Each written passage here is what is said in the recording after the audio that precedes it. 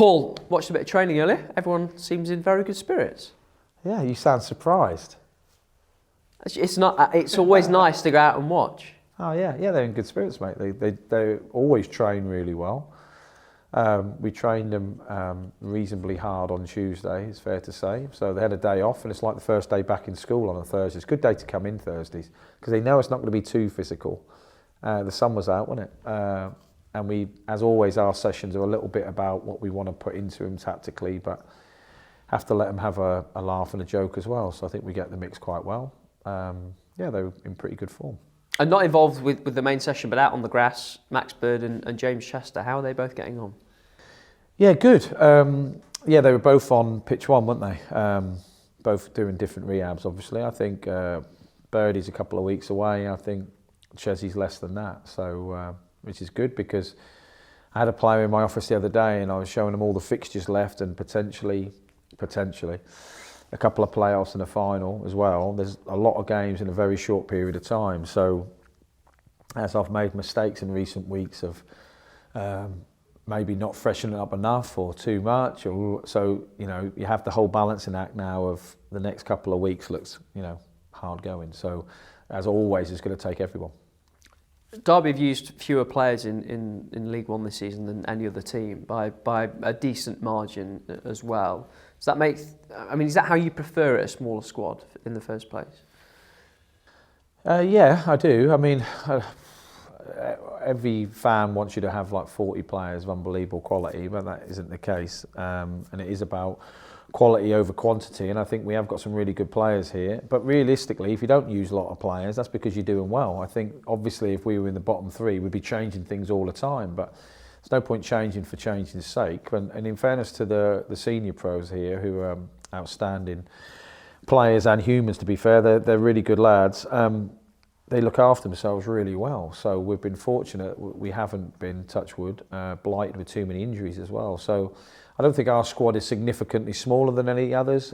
Probably a few of the teams above us, possibly. But I do prefer to keep a smaller squad. I do, because it's an easier group to motivate. It's an easier group to get together. There's less chance of a slide group off on the side or any infectious diseases. So yeah, I just prefer a small group, but a competent group, and that is what we've got. So look, while they're all fit, it looks great. However, if I had 5 or 6 bad injuries, you know, I'd be playing Richie up front at the weekend. So no one wants to see that. Aaron Cashin scored at the weekend. I want to ask about him in a second, but firstly, set pieces. Is that still an area you want?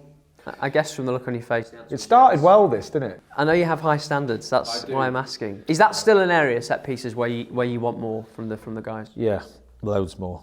I mean, luckily I don't ever mention it to them, but the delivery's okay. The time of the runs isn't great, and the aggression I always think can be improved on. And look, I watched a game. I clipped one the other week of an Aston Villa player, the ex-Brentford striker, talking about the importance of set pieces, and you can win or lose a game by them. And like, I just think they get bored of my voice saying it. But there are games this year that we could have turned 1 point into 3 just by one really good set piece. So it is something we work on. With me and Hammy have been looking at how we attacked them last time at Barnsley, how Barnsley defend them, what success we've had, and what we need to tweak. So we'll be having a longer than usual session tomorrow on set pieces. So I think the delivery on the whole is good, but you know, I'd say it to Connor's face, it can still get better. So everything needs to score for set piece. Everything has to be spot on. The block, the run, the fake, whatever, the timing. Everything has to be perfect. And you know, at the moment we seem to be 75% perfect, and it isn't enough to score a goal at this level. So that's definitely something I think we can improve on, and we will improve on. I'll try not to upset you again. Yeah, in fact, it was going great. I was having a great time. Aaron Cashin then, it's only a year ago last Saturday that he made his first senior start in the league. By my count, he's made 49 since then. A lot of them have been under you. I just wondered if you could talk a little bit about him, and maybe about, is that common to come into a team and then, you know, from nowhere as a 20-year-old kid, 19-year-old kid, and then play that many games that quickly?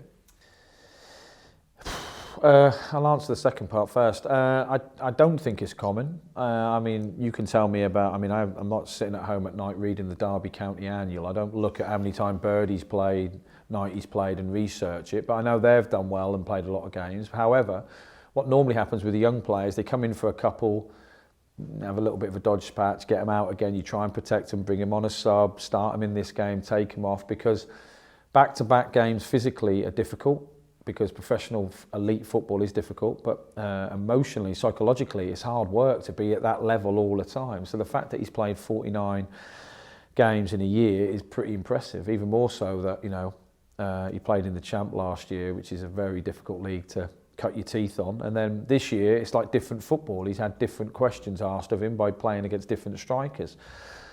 So in that respect, I think it is very impressive.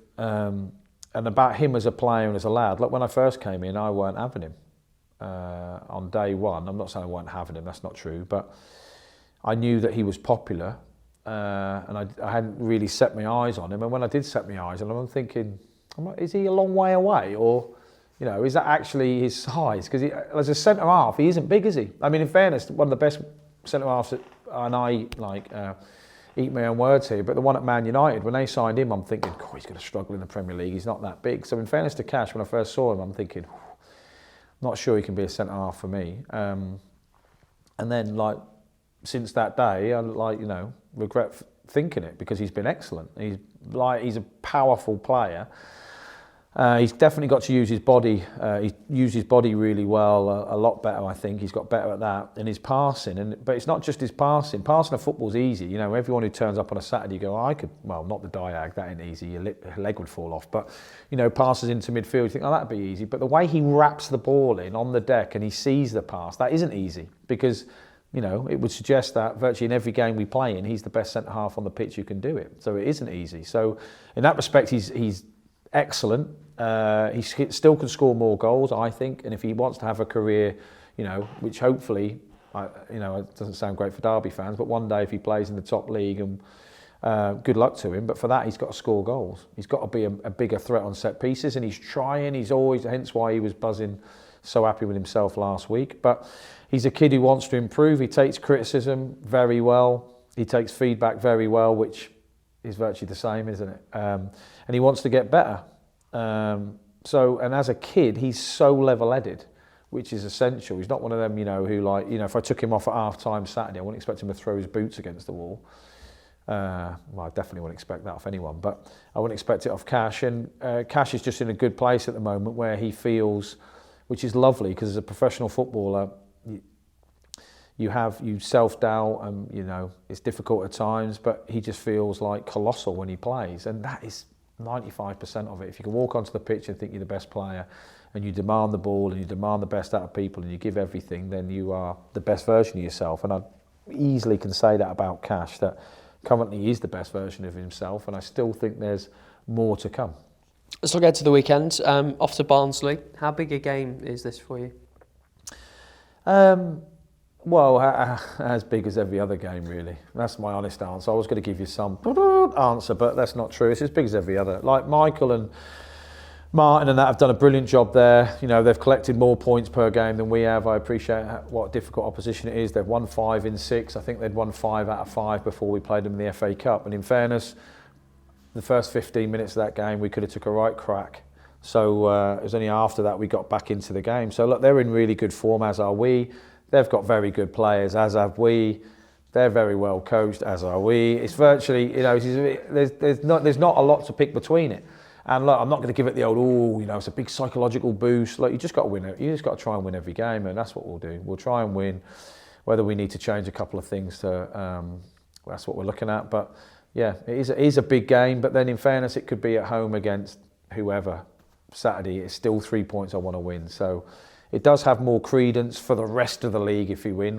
And what is good for the rest of the league, especially the top 6, there's nothing better for a manager if you see like Plymouth are playing Ipswich. You think, great, they both can't get 3 points, and that's what all the other managers will be thinking this weekend. Cool, they'd love us to draw, because it would stop one of the teams sort of ripping it up. So, but I expect Michael and his group to go for the win, as would we. So it is a big game, but you know, come Monday when we do this again, you'll go, oh, is it a big game tomorrow against Cheltenham? Yes, it is, thanks for asking me. It's just, that's just how it is. So look, we'll be our best version of ourselves, hopefully at the weekend, enough to win the game. If we don't win the game, I like to think Barnsley have to be excellent to stop us. And if they stop us and beat us, they deserve it, because we're a good team, as are they. But we'll definitely go with the intention, with a great following, to take the game to them.